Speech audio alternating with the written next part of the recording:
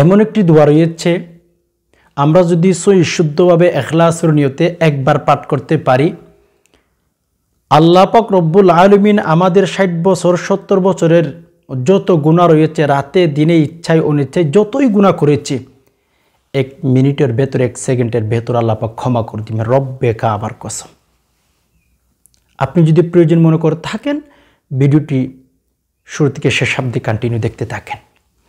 প্রিয় দর্শক, দেখেন, আমরা যেহেতু দুনিয়ার মধ্যে এসেছি, আমি একটা কথা প্রায় সময় আপনাদেরকে শেয়ার করি, যারা আমার ভিডিও দেখেন, যে 1 বালতি পানি নিয়েছেন, পানি নেওয়ার পর হচ্ছে আপনি সেখানে হাত ঢুকিয়ে দিয়েছেন। নিশ্চিত আপনি, যে কোনো মানুষ আপনাকে দেখলে বলবে যে আপনি যেহেতু বালতির ভেতরে পানি রেখেছেন, সো সে পানির ভেতরে যেহেতু বালতির ভেতরে যেহেতু আপনি হাত ঢুকিয়ে দিয়েছেন, সে হাত ভিজে যাবে। এটা যে কোনো ব্যক্তি 100% বলবে। কেননা বালতির ভেতরে পানি, পানির ভেতরে হাত দিয়েছেন, আপনার হাত ভিজবে না, এটা কে বলেছে? ভিজে যাবে। তেমনিভাবে যদি আমি আপনাদেরকে আরেকটু বলি, আগুনের মধ্যে হাত ঢুকিয়ে দিলে, পা ঢুকিয়ে দিলে পুড়ে যাবে, জ্বলে যাবে, ছাই হয়ে যাবে। তেমনিভাবে দুনিয়ার মধ্যে এসেছি, আপনি এসেছেন, আমি এসেছি। যুবক যুবতী যে কোনো মানুষের কথা বলেন না কেন, কিন্তু মেরে দোস্ত, সকলেই গুনাহ করবে, সকলেই গুনাহ করবে। এটা কিন্তু আমার কথা না, রাসূলুল্লাহর হাদিস হচ্ছে, কুল্লু বানি আদম খাত্তাউন ওয়া খায়রুল খাত্তাউন আত-তাওয়াবুন। রাসূলুল্লাহ বলেন, মদিনাওয়ালা নবী বলেন, যে সমস্ত নারী পুরুষ দুনিয়ার মধ্যে আল্লাহ পাক পাঠিয়েছেন, সকল বনি আদম, সকল নারী পুরুষ, সকল যুবক যুবতী গুনাহ করবে। কিন্তু রাসূলুল্লাহ সাল্লাল্লাহু আলাইহি ওয়াসাল্লাম এটাও জানিয়ে দিয়েছেন, গুনাহ করবে তো করবে, যারা গুনাহ করার পরে অনুশোচনা দিলের মধ্যে নিয়ে আসবে, অনুশোচনা যখন দিলের মধ্যে নিয়ে আসবে, যখন আল্লাহ তাআলাকে বলবেন, আল্লাহ কি করে ফেললাম, আমি তো ধ্বংস হইয়া গেলাম, আমি তো গুনাহ করে ফেললাম, রব্বে কাবার কসম, যদি এই চিৎকার দিয়ে আল্লাহ পাক রব্বুল আলামিনকে বলতে পারেন, আল্লাহ গো ক্ষমা করে দেন, সকল গুনাহ আল্লাহ পাক ক্ষমা করে দিবেন। অনেক অনেক মহব্বত করে আল্লাহ পাক আমাদেরকে বানিয়েছেন ভাই, অনেক মহব্বত করে বানিয়েছেন। যেমন হাদিসের মধ্যে এসেছে, কিতাবের ভেতরে পাবেন, যখন কোনো বদকার মানুষ, কোনো গুনাহগার বান্দা যখন জমিনের উপর দিয়ে চলাচল করে থাকে, এদিক সেদিক আসা যাওয়া করতেই থাকে, তখন জমিন আল্লাহ পাক রব্বুল আলামিনকে বলেন, মালিক, এই নাফরমান ব্যক্তি নামাজ পড়ে না, রোজা রাখে না, গীবত করতে থাকে, সুদ খেতে থাকে, আবর বিড়ি খেতে থাকে, মালিক, এই নাফরমান বান্দা আমার উপর দিয়ে এদিক সেদিক আসা যাওয়া করতেছে, মালিক একটু হুকুম দেন, আল্লাহ আমি তাকে কে ফেলবো, আমি তাকে ঢুকিয়ে ফেলবো, আমার পেটের ভেতর নিয়ে ফেলবো। আল্লাহ বলেন, না না মাটি, আমার বান্দাকে একটু সময় দাও, তুই জানিস না আমার বান্দাগুলোকে আমি কুদরতি হাত দিয়ে সুন্দরভাবে মেসেজ করে তৈরি করেছি। হে মাটি, তুই জানিস না আমার বান্দাগুলোকে আমি কত চমৎকারভাবে সাজিয়েছি, যে জায়গার মধ্যে নাক দেওয়ার প্রয়োজন সেই জায়গার মধ্যে নাক দিয়েছি, যে জায়গার মধ্যে চোখ দেওয়ার প্রয়োজন সেই জায়গার মধ্যে চোখ দিয়েছি। মোট কথা আল্লাহ পাক রব্বুল আলামিন আমাদেরকে এভাবে সাজিয়েছেন ভাই, এই পর্যন্ত পৃথিবীর কোনো মানুষ একটা অভিযোগ তুলতে পারে নাই। চোখটা এই দিকে দেওয়ার প্রয়োজন ছিল, কানটা এখানে দেওয়ার প্রয়োজন ছিল, কোনো অভিযোগ নাই। আল্লাহ পাক রব্বুল আলামিন সেটাই কুরআনুল কারীমের মধ্যে উল্লেখ করে দিয়েছেন, লাকাদ খলাকনাল ইনসানা ফি আহসানি তাকওয়িম। আল্লাহ পাক রব্বুল আলামিন বলেন, বান্দা আমি তোমাদেরকে তৈরি করেছি, কিন্তু আমি সিগনেচার করে দিতেছি যে আমি তোমাদেরকে অনেক অনেক চমৎকারভাবে সুন্দরভাবে তৈরি করলাম। হাই হাই মেরে দোস্ত, কি বলবো, কি বুঝাবো ভাই, রব্বে কাবার কসম, অনেক যত্ন করে আমাদেরকে তৈরি করেছেন। মাটি প্রত্যেক দিন নাফরমান ব্যক্তি যখন মাটির উপর দিয়ে চলাফেরা করে, আসা যাওয়া করে, অ্যাকচুয়ালি তখন মাটির রবের কাছে ফরিয়াদ করতে থাকে, মালিক একটু হুকুম দেন না, ঢুকিয়ে ফেলি, কে ফেলবো মালিক, একটু হুকুম দেন। আল্লাহ তাআলা বলেন, না, আমার বান্দার আরও সময় আছে, আমার বান্দাকে আমি সুযোগ দিতেছি যেন তাওবা করতে পারে, যেন আমার দিকে ফিরিয়ে আসতে পারে, আমার বান্দাকে আমি সুযোগ দিতেছি। কিন্তু ভাই কতগুলো নারী পুরুষ দেখা যায় মনে হয় না তারা যে মৃত্যুবরণ করবে। তাদের স্টাইল, তাদের চলাফেরা, তাদের অবস্থা দেখলে মনে হয় আরও 2-3 হাজার বছর দুনিয়ার মধ্যে বেঁচে থাকবে। রব্বে কাবার কসম না। কোরআনকে জিজ্ঞেস করেন কখন আপনার মৃত্যু হবে। কোরআনুল কারীমের একটি আয়াত আমি বারবার আপনাদেরকে শোনাই, অনেক চমৎকার কথা। সেখানে আল্লাহ পাক রব্বুল আলামিন বলেই দিয়েছেন, ইদা জা আজালুহুম লা ইস্তাখিরুনা সাআ ওয়া লা ইস্তাকদিমুন। মৃত্যুর সময় যখন চলে আসবে, 1 সেকেন্ড আগে 1 সেকেন্ড পরে সেভাবে মৃত্যু হবে না। যখনই হায়াত শেষ, আজরাইল আলাইহিস সালাতু ওয়াস সালাম উপস্থিত হইয়া যাইবে। সেজন্য ভাই আল্লাহ পাক রব্বুল আলামিন আমাদেরকে একটা সময়ের প্যাকেটিং করে দুনিয়ার মধ্যে পাঠিয়েছেন। সময় শেষ হইয়া যাইবে, দুনিয়ায় আমাদেরকে লাথি দিয়ে কবরের মধ্যে পাঠিয়ে দিবেন। এত লাভ, এত ভালোবাসা, এত মোহাব্বত, এত সম্পর্ক, এগুলি দিয়ে কী করবেন? কেউ তো যাবে না, কেউ তো যাবে না। সবাই তো আপনার কবরের উপরে মাটি দিবে, কবরের ভেতর আপনাকে মাটি দিয়ে ফেলবে। এমন একটা সময় আমার আসবে, আপনার আসবে। ভাই দুনিয়া নিয়ে পড়ে আছেন কেন? এত গুনাহ কী জন্য করতেছেন? মৃত্যুবরণ করার সময় আপনার অবস্থা কি হবে? যখন মৃত্যুবরণ করেই ফেলবেন তখন আপনি কি করবেন? একটুও কি চিন্তা করতে পারেন না ভাই? এমন একটা সময় তো চলে আসবে, নিঃশ্বাস বন্ধ হইয়া যাইবে। আপনার আত্মীয় স্বজন আপনাকে গোসল দিয়েইবে, আপনাকে জানাজার নামাজ পড়ার জন্য মাটি নিয়ে যাইবে। এরপর কত রঙিন রঙিন করে মানুষ তোমাকে বান্দা আমাকে কবরস্থানের মধ্যে নিয়ে যাইবে। প্রত্যেকে আগে থেকেই কবর খনন করে রাখবে, এক মুঠ মাটি নিয়ে প্রথমে দাঁড়িয়ে থাকবে। কেন? মানুষ চিন্তা করবে আমি যদি আগে মাটি দিয়ে ফেলি আমার নেকি বেশি হবে। এই আশা করে করে আপনার কবরের মধ্যে মানুষ মাটি দিবে, আমার কবরের মধ্যে মানুষ মাটি দিবে। আমার সন্তানরা মনে করবে আগে মাটি দিলে সওয়াব বেশি হয়। এই কথা ভেবে ভেবে কিন্তু কবরের মধ্যে মাটি দেওয়া প্রতিযোগিতা করবে। কেউ কারো না ভাই। সেজন্য গুনাহ করবেন না। গুনাহ করেছেন তো ভালো কথা, কিন্তু একটু তাওবা করতে কি মন চাই না? গুনাহ ক্ষমা করলে কি আপনি জাহান্নাম থেকে মুক্তি পাবেন? রব্বে কাবার কসম কখনো না। কবর এমন একটা জগৎ ভাই, সেখানে কখনো বংশীয় পরিচয় চলে না। আপনার ফেস দেখে আপনার সাথে ভালো ব্যবহার করবে না, আপনার সোসাইটিকে কিচ্ছু দেখবে না। আল্লাহ পাক রব্বুল আলামিন বলেন, বান্দা কবর তোমার সাথে শুধু লেনদেন করবে তোমার কোয়ালিটিটা কিসের, তোমার ঈমান ঠিক আছে কিনা, তোমার নেক আমল আছে কি নাই, এই বিষয়টা কবর দেখবে। যদি ঠিক থাকে তোমার সাথে ভালো মামলা করবে, ভালো লেনদেন করবে। মেরে দোস্ত আসেন দিন শিকার চেষ্টা করি। ভাই গুনাহ করবেন ভালো কথা, গুনাহ করবেন ভালো কথা। আমি গুনাহ করব, আপনি গুনাহ করবেন, তবে ছোট্ট ছোট্ট কিছু আমল রয়েছে। দেখেন আমরা যে গুনাহ করে থাকি এগুলোর কারণে আমাদের শাস্তি পেতে হবে। এক ব্যক্তি গুনাহ করে নাই, নেকিও করে নাই, মানে গুনাহের কাজও করে নাই, সওয়াবের কাজও করে নাই, কিচ্ছু নেই তার আমল নামার মধ্যে, তাকে আল্লাহ তাআলা জান্নাত দিয়ে দিবেন। আমি আপনাদেরকে বলবো ভাই, আমার ভিডিও যারা দেখেন আমি আপনাদেরকে বলবো, যদি হচ্ছে আপনি সওয়াবের কাজ নাই করতে পারেন, আপনি ভালো হতে পারতেছেন না, আমি মেনে নিলাম। কিন্তু আমি আপনাকে বলবো ভাই গুনাহের কাজ করবেন না, সওয়াবের কাজ করার কোনো প্রয়োজন না। যদি না পারেন, পারলে করবেন, যদি নাই পারেন প্লিজ গুনাহের কাজ করবেন না।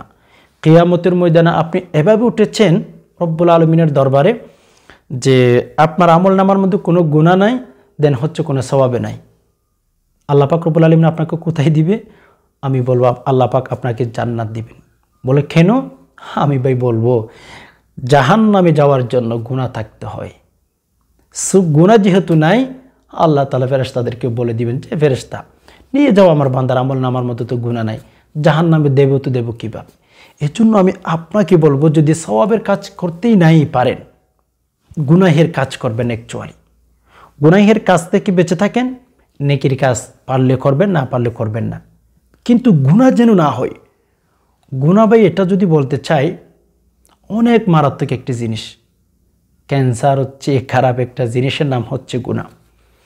গুনাহ যদি একটা থাকে তোমার আমল নামার মধ্যে, আমার আমল নামার মধ্যে, ওই গুনাহের জন্য একটাও যদি গুনাহ থাকে, গুনার জন্য আল্লাহ পাক শাস্তি দিবেন, নির্দিষ্ট সময়ের জন্য আমাদেরকে শাস্তি দিবেন। ভাই গুনাহ থাকলে শাস্তি পেতে হবে, গুনাহ থাকলে শাস্তি থেকে বাঁচাবার মতো কেউ থাকবে না।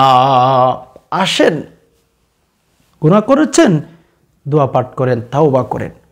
গুনাহ যদি ক্ষমা চান, রব্বুল আলামিন ক্ষমা করে দিবেন। গুনাহ করবেন, আমি এটা বিশ্বাস করি। পৃথিবীর প্রত্যেক মানুষ যে গুনাহ করবে, এটা তো রাসূলুল্লাহ সাল্লাল্লাহু আলাইহি সাল্লামের কথা।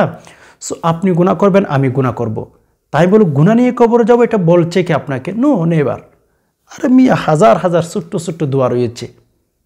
তাওবা করলে, পাক্কা ওয়াদা করলে আল্লাহ পাক ক্ষমা করে দিবেন। গুনাহ করেছেন, হাদিসের বর্ণনা এসেছে, গুনাহ করলে মানুষের অন্তরের মধ্যে দাগ পড়ে যায়, কালো দাগ পড়ে যায়। হ্যাঁ, তো যখন তাওবা করে ওই বান্দার অন্তরের মধ্যে যে গুনাহ করার পর একটা দাগ পড়ে গেছিল, কালো দাগ পড়ে গেছিল, ওই দাগটা আল্লাহ পাক রব্বুল আলামিন রাখেন না, এমনভাবে পরিষ্কার করে দিয়ে থাকেন, এমনভাবে পরিষ্কার করে দিয়ে থাকেন যেন আগে কখনো কোনো গুনাহের দাগ ছিল না।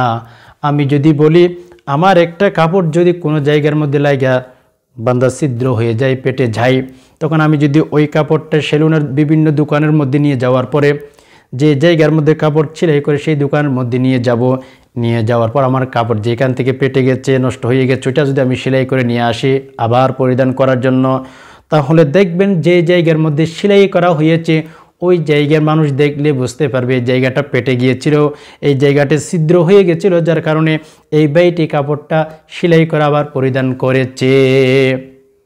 রাসূলুল্লাহ বলেন, গুনাহ করার পর, নাফরমানি করার পর একটা দাগ পড়ে গেছিল, বান্দারে একটা কাপড় যদি নষ্ট হওয়ার পর দ্বিতীয়বার আবার সেলাই করা হয়, মানুষ দেখলে বুঝতে পারে বান্দা গুনাহ করেছিলাম, অপরাধ করেছিলাম, আমরা অনেক বড় অপরাধের সাথে জড়িত হয়ে গেছিলাম। আল্লাহ পাক রব্বুল আলামিনের কাছে যদি চাওয়ার মতো চাইতে পারি, আল্লাহ পাক রব্বুল আলামিন ধুয়ে মুছে সাফ করে দিবেন, যেন আগে কখনো কোনো সময় সেই জায়গার মধ্যে কোনো দাগ ছিল না। আল্লাহু আকবার।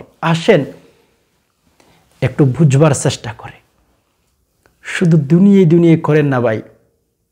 কোথায় যাবেন? মৃত্যু ছাড়া তো আর কোনো জায়গার মধ্যে যাওয়ার কোনো রাস্তা নেই, যেদিকে পালাও।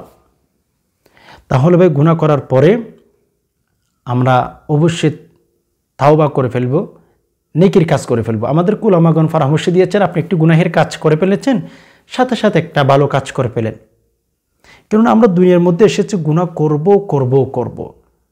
প্লিজ, রাসূলুল্লাহ বলেন, বান্দা যদি তোমরা গুনাহ ছাড়া কবরের মধ্যে আসতে পারো, তাহলে তোমাদের কপাল খুলে গেছে। কেননা ভাই দেখেন, আল্লাহ তাআলা তো আমাদেরকে অনেক আগেই জানিয়ে দিয়েছেন যে তোমরা মুসলমান না হয়ে কবরের মধ্যে আসিও না। অনেক আগেই নোটিশ আমাদেরকে দিয়ে ফেলেছেন। কে? আল্লাহ তাআলা। ভালো করে বুঝবেন, যদি থানা থেকে আপনার কাছে একটা নোটিশ চলে আসে, আপনি যদি না যান, কাজটা যদি না করেন, আপনাকে জেল জরিমানা দিবে, আপনাকে জেলের মধ্যে কয়েদ করে নিয়ে যেতে পারে। ঠিক আছে? তেমনিভাবে আল্লাহ তাআলা অনেক আগে আমাদেরকে নোটিশ দিয়ে ফেলেছেন, ইয়া আইয়ুহাল্লাযীনা আমানুত্তাকুল্লাহা হাক্কা তুকাতিহি ওয়া লা তামুতুন্না ইল্লা ওয়া আনতুম মুসলিমুন। আল্লাহ বলেন, রে বান্দা, তোমাদেরকে আমি জানিয়ে দিতেছি, অনেক আগে তোমাদের কাছে নোটিশ পৌঁছিয়ে দিতেছি, হাক্কা তুকাতিহি, হে আমার আদরের বান্দাগণ, ইয়া আইয়ুহাল্লাযীনা আমানুত্তাকুল্লাহ, হে আমার আদর্য বান্দাগণ, তোমরা হাক্কা তুকাতিহি, তোমরা আমাকে ভয় করো, আমার যতটুকু হক তোমাদের উপর রয়েছে সেইভাবে তোমরা আমাকে ভয় করো, জীবনটা কাটাও। হাক্কা তুকাতিহি ওয়া লা তামুতুন্না। এক নাম্বার আল্লাহ পাক বলেন, তোমরা আমাকে ভয় করো। কতটুকু বই করতে হবে জানেন? মেম্বারকে কতটুকু বই করবেন? মেম্বারের ক্ষমতা যতটুকু রয়েছে। চেয়ারম্যানকে কতটুকু বই করবেন? চেয়ারম্যানের ক্ষমতা যতটুকু রয়েছে। এরপর বান্দা আমি যদি বলি, এর উপর যারা ভাইস চেয়ারম্যান রয়েছে তাদেরকে কতটুকু বই করবেন? তাদের ক্ষমতা যতটুকু রয়েছে, তাই না? সেজন্য হে নবীর উম্মতের দল, আল্লাহ পাক রব্বুল আলামিনের ক্ষমতা কতটুকু, আল্লাহ পাক রব্বুল আলামিনকে সেই পরিমাণ আপনার বই করতে হবে। আল্লাহ পাক সেই কথা বলেন, ইয়া আইয়ুহাল্লাযীনা আমানুত্তাকুল্লাহ হাক্কা তুকাতিহি ওয়া লা তামুতুন্না ইল্লা ওয়া আনতুম মুসলিমুন। তোমরা মৃত্যুবরণ করিও না, মুসলমান না হয়ে তোমরা মৃত্যুবরণ করিও না। কেন মৃত্যুবরণ করবা না জানো? যদি মুসলমান না হইয়া যদি গুনাহ নিয়ে কবরের মধ্যে আসো, আমার এমন এমন কঠিন কঠিন আযাবের ব্যবস্থা রয়েছে, তোমরা কখনো সহ্য করতে পারবা না। মুহাম্মদ রাসূলুল্লাহ সাল্লাল্লাহু আলাইহি ওয়াসাল্লাম মাঝে মধ্যে কান্নাকাটি করতেন। আম্মাজান এসে জিজ্ঞেস করেই ফেলেছেন, ইয়া রাসূলুল্লাহ, আপনার জীবনের সামনের পেছনে সব গুনাহ তো আল্লাহ তাআলা ক্ষমা করে দিয়েছেন, কি জন্য কান্নাকাটি করেন ইয়া রাসূলুল্লাহ? একটু যদি বলতেন। আম্মাজান আয়েশা রাদিয়াল্লাহু তাআলা আনহু বললেন, ইয়া রাসূলুল্লাহ, আপনার জীবনের মধ্যে কোনো গুনাহ নাই, সামনের পেছনের কোনো গুনাহ বাকি রাখেন নাই, আল্লাহ পাক ক্ষমা করে দিয়েছেন, এত এত বেশি কি জন্য কান্নাকাটি করেন? আম্মাজান আয়েশাকে রাসূলুল্লাহ সাল্লাল্লাহু আলাইহি ওয়াসাল্লাম বলেই দিয়েছিলেন, আয়েশা, আমি তো ওই দিন থেকে নিজেকে ধরে রাখতে পারি না যেই দিন আমি জাহান্নাম দেখেছি। জাহান্নামের তো শক্ত আযাব আমার নরম নরম উম্মতগুলো কিভাবে সহ্য করবে? আয়েশা, যেই দিন আমি জাহান্নামের আগুন দেখেছি সেই দিন থেকে আমি নিজেকে ধরে রাখতে পারি না। হায় হায়, কিভাবে সহ্য করবেন? সেজন্য আসেন প্লিজ, আমি আর কথা বাড়াচ্ছি না। যখনই আমরা গুনাহ করে ফেলবো, অথবা অনেক দিন ধরে আমরা নামাজ পড়ি নাই, গুনাহের কাজের সাথে জড়িত ছিলাম, বেশি বেশি আমরা সকালে বিকালে রুটিন তৈরি করে লা ইলাহা ইল্লাল্লাহ, লা ইলাহা ইল্লাল্লাহ পাঠ করবেন। রব্বে কাবার কসম, মুহাম্মদুর রাসূলুল্লাহ সাল্লাল্লাহু আলাইহি ওয়াসাল্লাম বলেন, 60 বছর মূর্তি পূজা করেছেন, কোনো কিচ্ছু আসে যায় না।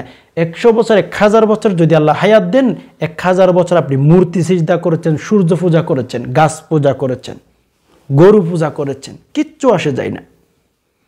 একবার যদি লা ইলাহা ইল্লাল্লাহ পাঠ করতেই পারেন, সোজা সোজা কথা, সাপ সাপ কথা, জান্নাতের ভেতর ঢুকে যাইবেন।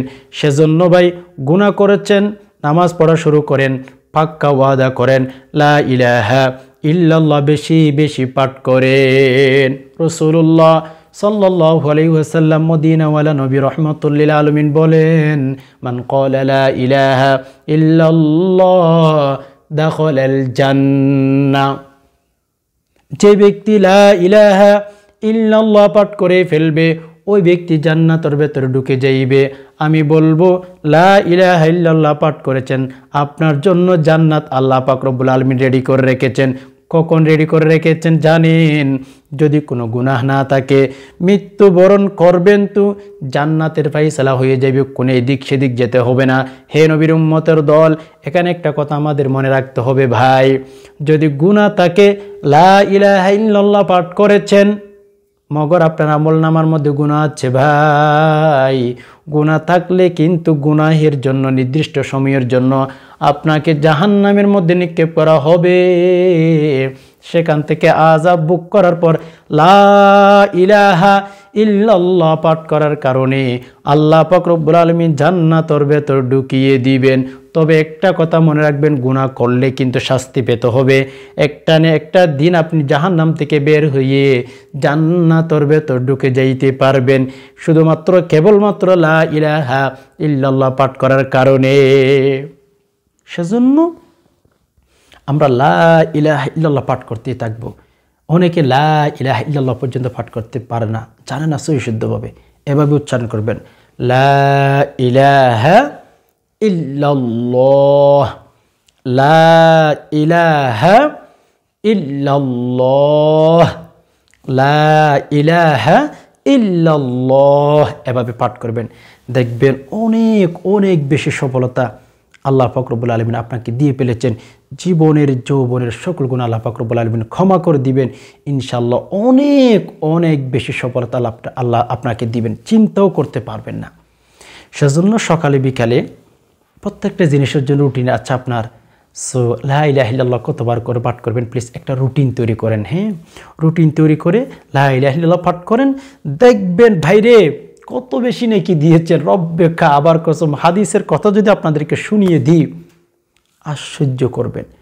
কিছু কিছু মানুষের আমল নামা কিয়ামতের মাঠে যখন মানুষদেরকে আল্লাহ পাক রব্বুল আলামিন দিয়ে ফেলবেন, আমল নামা যখন আল্লাহ পাক রব্বুল আলামিন বলবেন বান্দা ইকরা কিতাবাক, তোমার আমল নামা তুমি পড়ো, তোমার আমল নামা তুমি দেখো, দেখার সাথে সাথে এতে এত নেকি দেখবেন, সেই ব্যক্তি বিশ্বাস করতে পারবেন, আল্লাহ পাক রব্বুল আলামিনকে বলে দিবেন আল্লাহ গো এত নেকি কেন, এত নেকি কোথায় থেকে এসেছে আমি তো জানি না। তখন আল্লাহ পাক রব্বুল আলামিন বলবে বান্দা এটা তোমার আমল নামা তোমাকে দেওয়া হয়েছে। সেজন্য প্লিজ অনেক লম্বা লম্বা দোয়া পাঠ করতে হবে না, লা ইলাহা ইল্লাল্লাহ পাঠ করেন, জীবনের যৌবনের সকল গুনাহ ক্ষমা করে দেবেন ইনশাআল্লাহ। আশা করি বিষয়টি বুঝতে পেরেছেন। আল্লাহ পাক রব্বুল আলামিন সকল মুসলিম উম্মাহকে গুনাহ ছাড়া কবরে যাওয়ার তৌফিক দান করুক, আমিন। প্রিয় দর্শক, ভিডিওটি যদি দেখে ভালো লেগে থাকে অবশ্যই একটি লাইক দিয়ে অন্যান্য মুসলিম ভাই বোনদের মধ্যে শেয়ার করে দিবেন। কারণ হচ্ছে আপনার শেয়ার মধ্যে দিয়ে কোনো দিনই ভাই বোন যদি বিষয়টা জেনে নিতে পারে, আমল করতে পারে, আল্লাহ তাআলা আপনাকে নেকি দান করবেন। সেজন্য ইখলাস ও নিয়তে সওয়াবের আশায় ভিডিওটি শেয়ার করে দিবেন। এই ছিল এলিমেলি বিকিফ থেকে কিছু আলোচনা।